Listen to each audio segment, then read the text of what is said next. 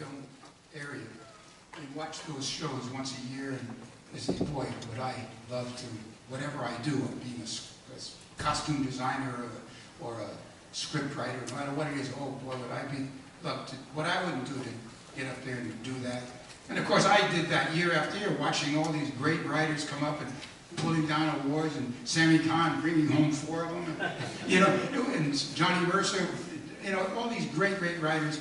And I think about that, and oh God, a man has dreams of walking with giants. You know, I wanted to do that. Sure, my brother did too. We just dreamed about it. So basically, when we came, I had great trepidations. I said, well, we've been nominated in 2 things. That cancels everything out. I was convinced we're not going to win anything.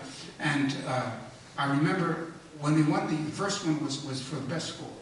And that was incredible, you know, so we got that, and I sat down with my wife, Elizabeth, and we're sitting there, and then they announced the second thing, which was the best song. We were up against some tough, tough songs. Hank Mancini had a beautiful song called, what was it, Dear Heart, a beautiful song called Dear Heart, and Con and Van Heusen had a song called My Kind of Town.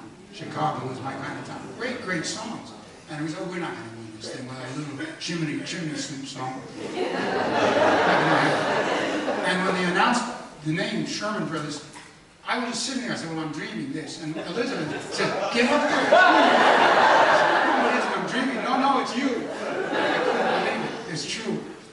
It's a very funny. Actually, there's some footage of me walking up the aisle when they were applauding, and I'm going like this. I said, this isn't happening.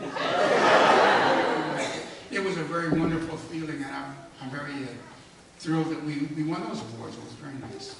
And since you just brought her up,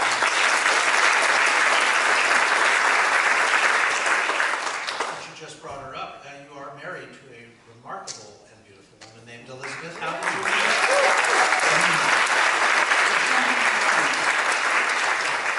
We met in a very wonderful way. Actually, I was going to go to New York with some of my songs tucked under my arm to try and sell them to some of the New York publishers, because I wasn't getting very far out here with my songs. And a friend of mine threw a farewell party for me, and an acquaintance of mine stopped by with his date to give something to this fellow who had done the party for me. And I was the only guy there at the party without a date, because my date had gotten sick and I was all by myself, feeling very sorry for myself. And this friend, this acquaintance of mine said, would you keep my fiancée busy, because I have to talk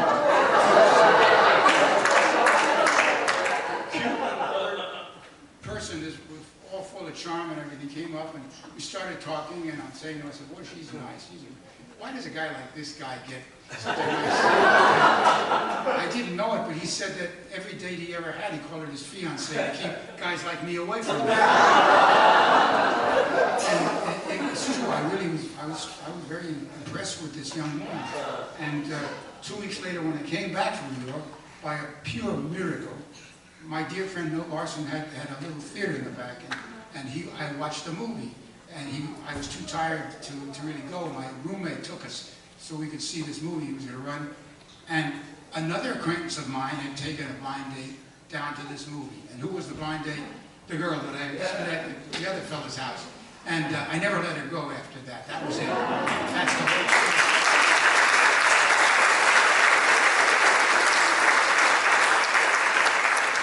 continued to work for Mr. Disney, Walt. Walt. And that resulted in a lot of music, wonderful music for Disney films, and 2 more original film musicals, The Happiest Millionaire. While I was going to this school, went to the premiere at the Pantages Theater. Oh, yeah.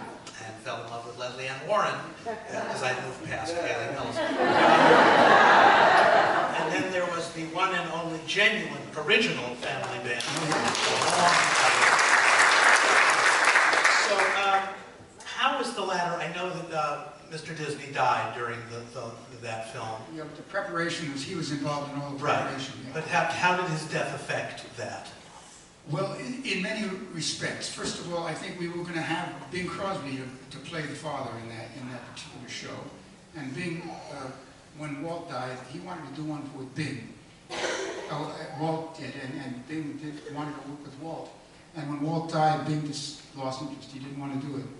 Buddy Ebsen did a fine job. I don't want to say he wasn't wonderful, but he wasn't Bing Crosby. I wanted to have Bing's voice and all that, and we had a couple of songs we lost because of that.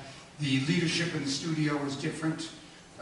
We used to have to curtail certain ideas we had, and it wasn't the same atmosphere. I mean, Walt was our hero, and it just wasn't happening anymore.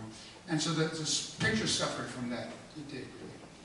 So it's not much of a secret that Walt's favorite song that you boys ever wrote was Feed the Birds. So I thought now would be a good time to hear it. Yeah.